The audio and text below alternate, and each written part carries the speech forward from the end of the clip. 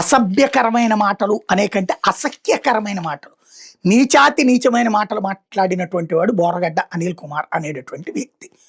అతను ఒకప్పుడు ప్రధానమంత్రికి సంబంధించినటువంటి ఆర్థిక సలహాదారుల బృందంలో నిపుణుడని మీడియా దగ్గరికి వచ్చి పరిచయం చేసుకునేవాడు. ఫైనాన్షియల్ యాక్టివిటీస్లో నేను సలహాలు ఇస్తుంటానని. ఆ తర్వాతన ఆ అంశాలకు సంబంధించి అతనికి అవగాహన లేదని తెలిసాక, లేదు లేదు నేను వైఎస్ఆర్ కాంగ్రెస్ పార్టీ సింపథైజర్ అంటే, వైసీపీ వాళ్ళు అడిగితే మాకు సంబంధం లేదంటే, అప్పుడు అదే ఏదో రిపబ్లికన్ పార్టీని ఏదో పేరు చెప్పుకుని తిరిగేవాడు.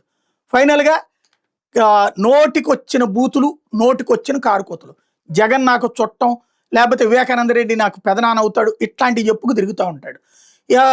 ఆ నాయకుల దగ్గరికి వెళ్ళి ఇతను నేను సో వ్యక్తిని, కొంచెం మీరు ఫోన్ చేయండి అంటే వాళ్ళు ఏమైనా ఫోన్ చేస్తారుగో చూసారా, నాకు అతనికి సంబంధాలు ఉన్నాయి, నేను ఆ పార్టీని అని చెప్పుకు తిరుగుతూ ఉంటాడు.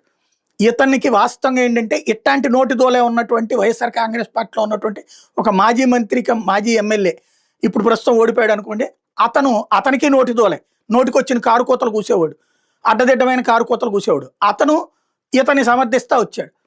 అతని చెప్పబట్టి ఇతనికి సెక్యూరిటీ కూడా ఇచ్చారు అప్పుడు, ఇలాంటి కారు కోతలు కూసినోడికి. ఇది జగన్కి ఏమైనా తెలుసా? జగన్ ఏమైనా చెప్తాడంటే జగన్ పేరు చెప్పుకుని అట్లా తిరిగాడు అనమాట.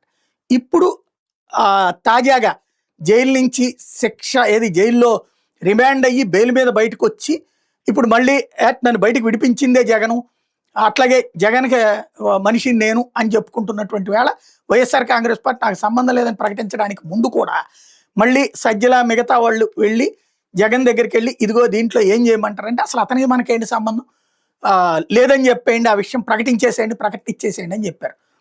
బట్ ఇతను మీడియాకి, సోషల్ మీడియాకి ఇంటర్వ్యూలు ఇస్తే నేను జగన్ మనిషిని అని చెప్పుకోవడం, అటు వాళ్ళేమో ప్రకటన, ఇట్లా నడుస్తుంది. ఓ రకంగా చెప్పాలంటే వైఎస్ఆర్ కాంగ్రెస్ పార్టీ తను చెయ్యని తప్పులకి బలైనటువంటి వాటిట్లో ఇతని లాంటి వాడి నోటి దోలకు కూడా